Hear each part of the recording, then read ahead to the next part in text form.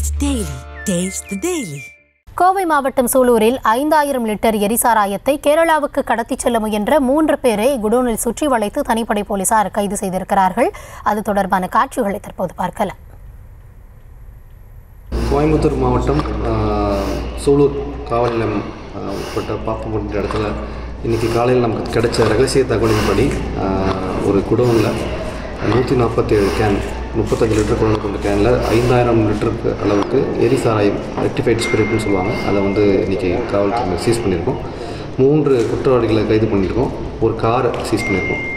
முதற்கட்ட விசாரணையில் இந்த எரிசாராயம் வந்து வேறு மாவட்டத்திலேருந்து இங்கே கொண்டு வந்து இங்கே பதுக்கி வைக்கப்பட்டு இங்கேருந்து கேரளாவுக்கு கொண்டு செல்லப்பட்டதாக தெரிய வருது. இது வரைக்கும் இந்த நெட்வொர்க்கில் யாராக இருக்காங்கன்றதெல்லாம் இப்போது விசாரிச்சுட்ருக்கோம். விசாரித்து முழுமையான தகவல் கருத்துக்கள் தெரிவிப்போம். சரி, மதிப்பு எவ்வளோ இருக்குது சார்? விசாரிச்சுட்ருக்கோம். இந்த காஸ்ட்டு எங்கேருந்து வாங்குறாங்க, இது எவ்வளோ சேல் பண்ணிக்கிறாங்கலாம் விசாரிச்சுட்ருக்கோம். பட் இப்போதைக்கு முதற்கட்ட தகவல் வந்து இதை இங்கே பதுக்கி வைக்கிறவங்க பயன்படுத்தப்பட்டு இங்கேருந்து கேரளா கொண்டு போயிருக்கதா தெரிய வருது.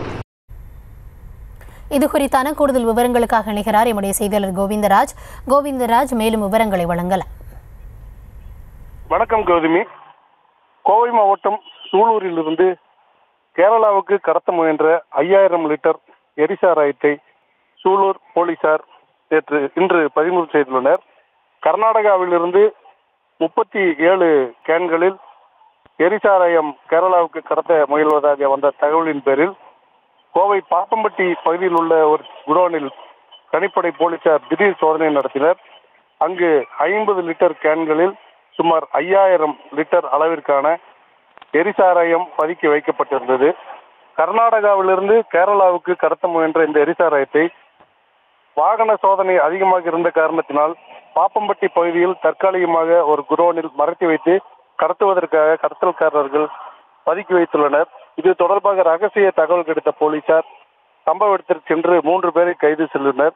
கேரள மாநிலம் கொல்லம் மாவட்டத்தைச் சேர்ந்த ராஜேஷ்குமார் மற்றும் கோவை ஒண்டிப்புதூர் பகுதியைச் சேர்ந்த பிரகாஷ், மேலும் கேரள மாநிலம் இடுக்கி மாவட்டத்தைச் சேர்ந்த ஜான் விக்டர் என்ற 3 பேரை கைது செய்த போலீசார் அவர்களிடம் இருந்து ஒரு சொகுசு காரையும் பறிமுதல் செய்துள்ளனர்.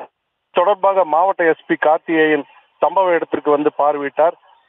சுமார் 5000 லிட்டருக்கும் அதிகமான அளவில் இருக்கும் என தெரிய வரும் நிலையில் இதை உடனடியாக பறிமுதல் செய்த போலீசார் 3 பேரை கைது செய்துள்ளனர்.